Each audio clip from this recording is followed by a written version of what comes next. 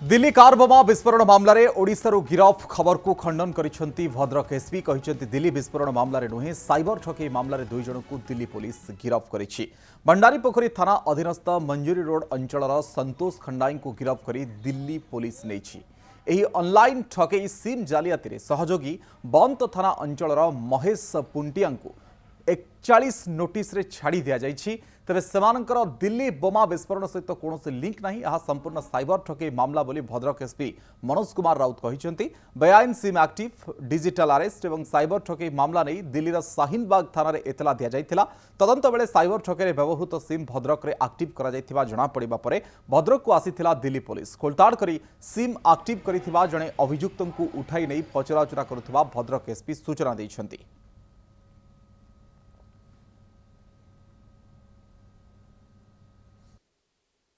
आम से विषय डिटेल पचारछु और इंटरोगेशन करूँ प्लस तांकर जो मैंने आसीते अधिकारी आसते से भी ए विषय कहते हैं purely digital arrest online fraud एटा तेणु से भितर किसी संपर्क ना और आउ जड़े जो लिंक नहीं महेश्वर खुंटिया बोली तराग अंचल से पचरा पचरी कलापर 41 नोटिस देकी छाड़ी दिए। हाँ जन को नहीं ए विषय भंडारी पोखरी एरिया विषय आम एत इनफर्मेशन नाला बर्तमान आम बहुत इनफर्मेशन पाइलु या उपर आम इनफर्मेशन कलेक्ट करूँ एवं बहुत जल्दी आम सब रेड सर यही सिम केवल ओडिशा भीतर ना राज्य बाहर को जो सिम ये माने व्यापार करते नहीं मुझे जानी जो महेश्वर खंडे विषय में जानी ताकू जो इंटरोगेशन आम करूँ सेटा ई सिम किसी बाहर लोक आसी कटक लोक ताठू नहीं जाइए से कही तेणु तापर आम फर्दर इन्वेस्टिगेशन करूँ। दिल्ली कार बोमा विस्फोरण मामलें ओडिशारू गिरफ खबर को खंडन करिसेंती भद्रक एसपी कहिसेंती दिल्ली विस्फोरण मामलें नुहे साइबर ठकई मामलें दुई जन को दिल्ली पुलिस गिरफ करिछि। भंडारीपोखरी थाना अधीनस्थ मंजूरी रोड अंचलर संतोष खंडाई को गिरफ करी दिल्ली पुलिस नेछि।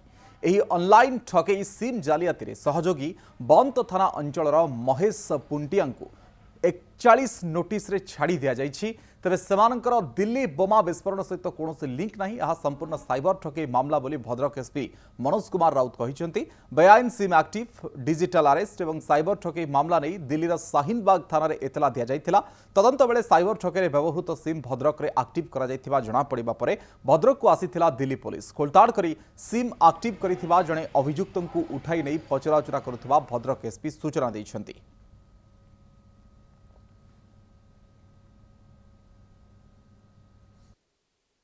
आम से विषय डिटेल पचारछु और इंटरोगेशन करूँ प्लस तांकर जो मैंने आसीते अधिकारी आसते से भी ए विषय कहते हैं purely digital arrest online fraud एटा तेणु से भितर किसी संपर्क ना और आउ जड़े जो लिंक नहीं महेश्वर खुंटिया बोली तराग अंचल से पचरा पचरी कलापर 41 नोटिस देकी छाड़ी दिए।